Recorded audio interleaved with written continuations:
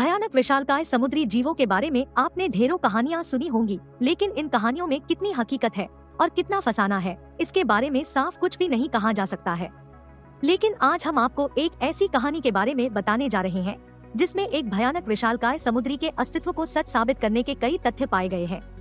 ये बात है साल 1978 की, जब अमेरिकी नौसेना का युद्धपोत उस्ताइन अपने मिशन पर निकल पड़ा था।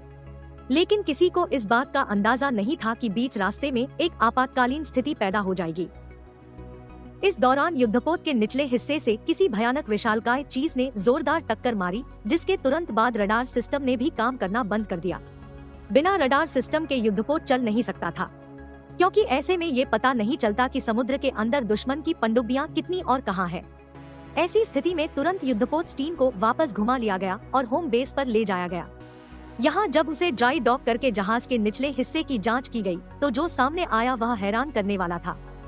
दरअसल जहाज के नीचे की तरफ मौजूद रडार डोम की कवरिंग कई जगह से बुरी तरह फट चुकी थी।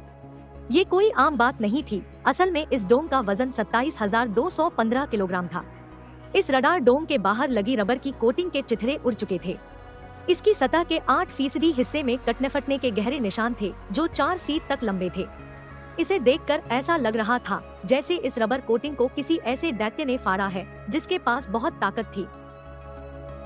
इस हमले के बाद शैतान के कुछ दांत जहाज के निचले हिस्से में धंसे रह गए थे, जिसे देखकर ही इस हमले में लगाई गई ताकत का अंदाजा लगाया जा सकता था।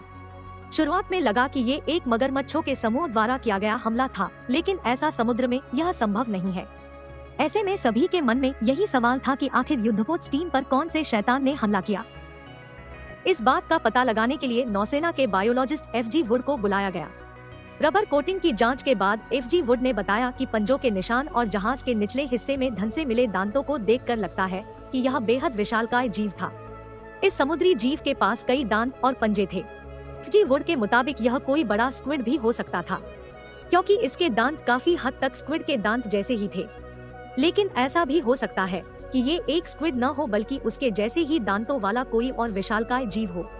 हालांकि इसकी खोज अभी तक नहीं हुई है। दांतों की जांच कर वुड ने बताया कि ये जीव कम से कम 150 फीट लंबा रहा होगा। ये जो भी हो, लेकिन अमेरिकी युद्धपोत पर हमला करने वाला ये जीव बेहद बड़ा था, जिसके पास घुमावदार दांत थे।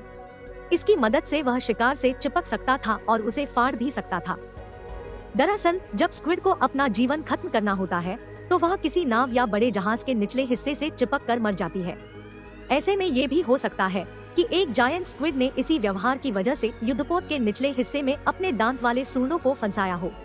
आमतौर पर इस तरह के निशान स्पर्म व्हेल्स के शरीर पर दिखते हैं, क्योंकि व्हेल्स इन स्क्विड्स को खाती है, जिसकी वजह से स्क्विड्स अपनी सूंड से हमला करती है।